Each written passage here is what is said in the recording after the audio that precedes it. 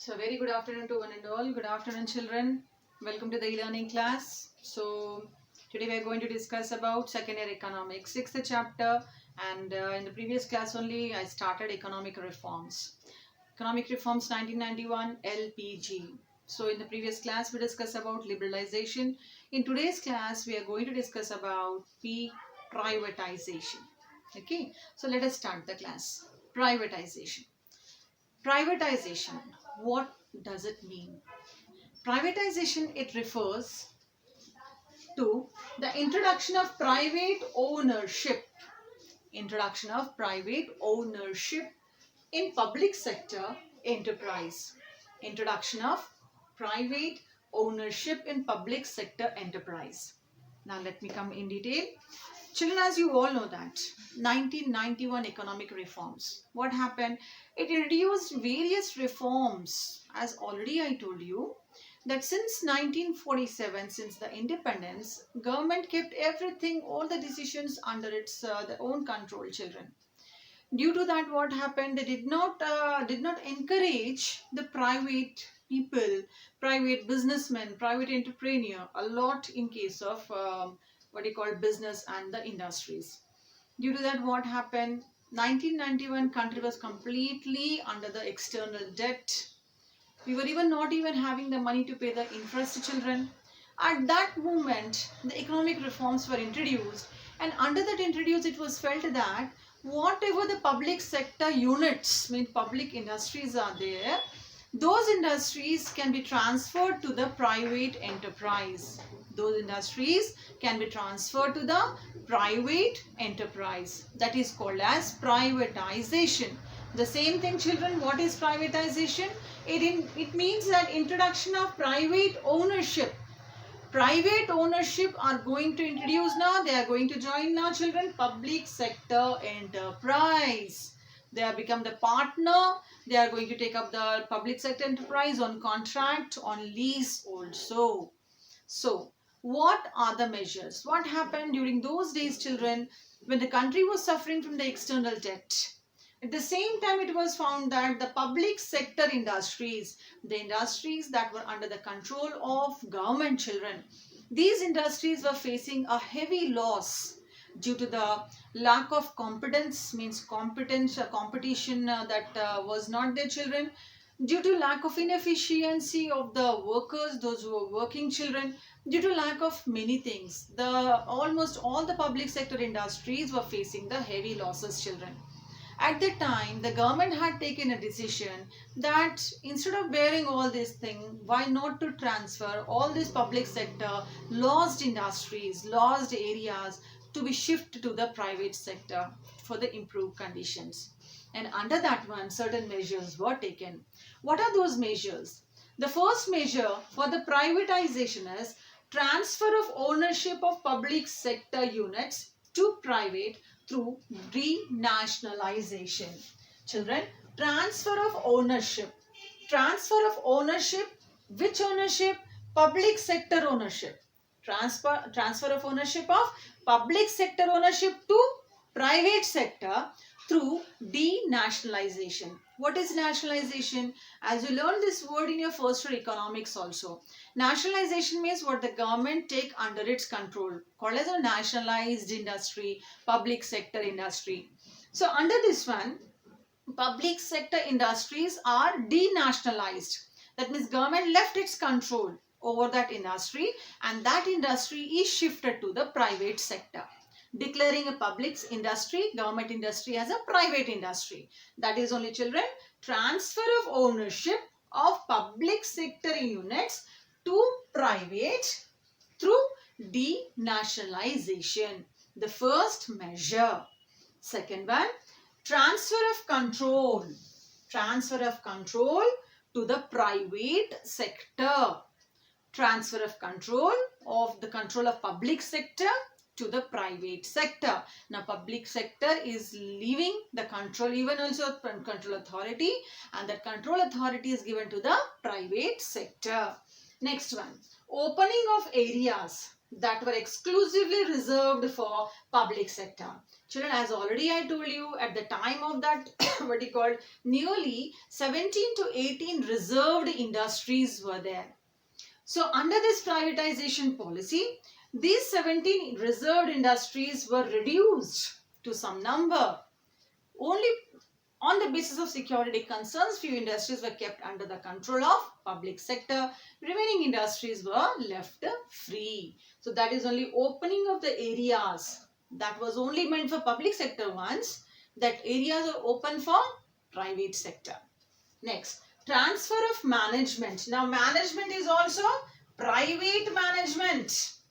Private management, that means government management is transferring to contract management. You know, contract people, we say, no, the people are working on contract, means they are not government, but they are working in a contract. That a contract is written that they have to work from this area, this time to this time. This is the, what do you call, all the conditions. So either on lease, either on contract. So the transfer of management is also changing. There is no government management. There is a private management. Okay, on contracts. That means there are different things are there, ways are there where the public sector industries are giving over to the private sector. Next, limiting the scope of public sector. Whatever the scope, a very wide scope was there. The children before, the public sector could do this one, they could promote this one, they could develop this one. So all the public sector scope was limited. Okay, and the scope was widened for private sector. So this is, children, all are the measures that are taken, children, for privatization. Now let us discuss, children, the reasons we have to discuss now. The reasons why privatization was accepted in the country. There we have to discuss the various reasons now why the privatization was started in the country, was accepted as one of the economic reforms in the year 1991. Okay. Let's discuss, children, about the reasons why the privatization was adopted or accepted in the country. The reasons behind the introduction of privatization in India. So, the reasons are to reduce the burden of government, to promote efficiency, to enhance investment opportunities, to facilitate the growth of infrastructure, to reduce unnecessarily government interventions. So these are the reasons. This is also an important question for you. This is also reason, children, why the privatization was introduced, was accepted in our country. So now, let us start with the first one, to reduce the burden of government. Reduce the burden of government, in which case? It was found that industrial policy resolutions that were started since 1948, children, then 1948, 56, 77, 80 and 91. Various resolutions were passed, but still it was found that the public sector enterprises were bearing the heavy losses. Not only the bearing the heavy losses, children, it was found that it was in the heavy loss because of delay in completion of work. What was the work given to the public sector? The work was so delayed, very late to complete the target. That means they were lacking, children, the competition. They were lacking what you call the time factor to complete the work in time. Not only that, rise in the cost of production. As the cost of production means to purchase a raw material, production, charges of labor and many else, children. As the cost of production was increased, it was a burdensome for the private sector also, children, to complete the work in time according to the target. But when the privatization was introduced, it was found that this privatization, it overheaded, means completely it was helpful to reduce the burden. Children, you can find it out in society also. As you are now in the intermediate, you can find it out. When we compare the government work with the private work, we find that government work is very slow, very delay in all the process comparing to the private. In private, there is a competition basis works will be their children. Profit basis works will be their children. If they lack, they target, they started removing the people from the job also. So completely we find that in the private areas, there's a hard working group of peoples will be their children. And those people lack in public sector. That is the main reason. So it was found that it was felt that if they want to increase the efficiency of what you call the work or the workers or the profit in the public sector, that to be shifted to the private sector. That is only children. So public sector suffered the heavy losses because of the delay in completion of projects and the rise in the cost of production, and this was offheaded by the privatization. I hope it is clear. Next, after this, the next reason children behind the introduction of privatization to the industrial sector, it is to promote the efficiency. So to promote the efficiency, it was found that public sector were facing children the losses because of, now we can write number of things, because of struggling due to inefficient management, struggling due to inefficient management is the first reason children that they suffer the losses. Children, lack of transparency,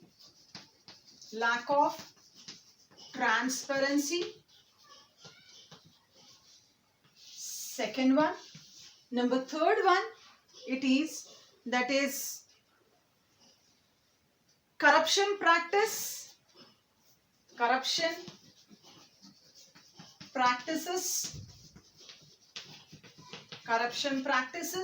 that we find more in the public sector.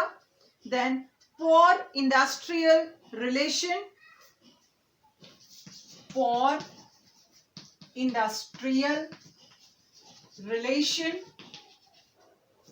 then overstaff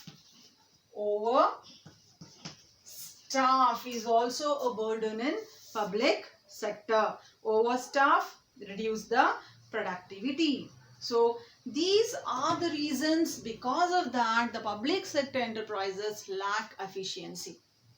What are those reasons? Struggling due to the inefficient management, lack of efficient, skilled, trained, that too time to time children, if we are trained also children, time to time we have to increase, we have to renovate our skills children, because the technology what we learned 10 years back is not same today. So we have to learn today's technology also. So it means that there is an inefficient management is there children in public sector. Then lack of transparency, children, that they are not clear. They are not clear children in all their works. It lacks the transparency because they are unable to give the proper answer why the products production is very less, what's the reason of less demand from the market, etc. So they lacks transparency because no one is working that much hard. Then corruption practices, you know very well, this is a very common thing that we find in the public sector.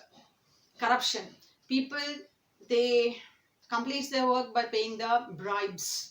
Easily they are paying the bribes and get their work done. Okay, then poor industrial relations. One industry to other industry, the proper relations are not maintained. Friendly relations are not maintained, children. Ignorance is more, children. Ignorance are more among these industries. Then overstaff, more people are working than required. It also reduces the productivity. Okay, so these all children, we can find that these are the problems that private sector suffers, and these problems were solved by privatization. Just come that way. If it is a private sector industry, they won't tolerate inefficient people. As they find that the person is not working according to the efficiency, they remove it immediately. They fire it. Then transparency, there is no corruption. We cannot find any corruption in the private people. They maintain very good relations, children. Technical good staff, we find that.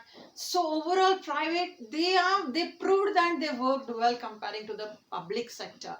Because of that, children, to promote efficiency, privatization was implemented in our country, was started in our country. Next one, to enhance investment opportunities. Next one is to enhance investment opportunities. So what is this to enhance investment opportunities? So in the private sector, we find that this help in reducing the consistency in management, and it improved the economic status of public sector industries. Privatization improved the private sector. It improved the economic status of economic status of public sector units, of public sector units. So investment opportunities we can find more in this one, and we can say that private sector, because they are in competition, they attract investment from even abroad. They attract the investments. So that's why privatization is opted in our country. So they improve the economic status of the public sector industries. Okay. Next, to facilitate the growth of infrastructure. So this is just, we can say also, children, this private sector, this privatization led to the growth of industrial sectors. They provide competitive products and services. Privatization provides, it provides, the first one is products, competitive products and services. Competitive products and services that are provided by this privatization, facilitated to improve the infrastructure. It helps to improve the infrastructure. I think it needs explanation, children.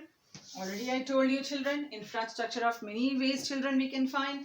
Infrastructure of the industry, infrastructure in the sense that, children, we can find that new introduction of new machinery, new technology. This privatization, this private people, they can do it. If they find that production is less, they immediately, children, they can take the help of some experts, technicians, even from the abroad. They send their members, those are working children, for the on-job training, children. New trainings will be given, children, to the people.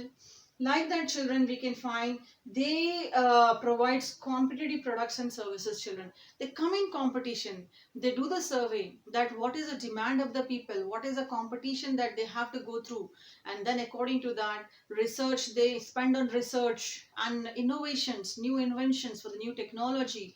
By this way, the private people, they are helpful for the what you call improvement in the economy, children. That is why privatization is accepted. Now last one, to reduce the government interventions. Children, reduce the government interventions. Clearly we are understanding from this one. Reduce the government interventions, it means, children, if it is a private sector, we find that now and then government interfere in the work of the public sector, children.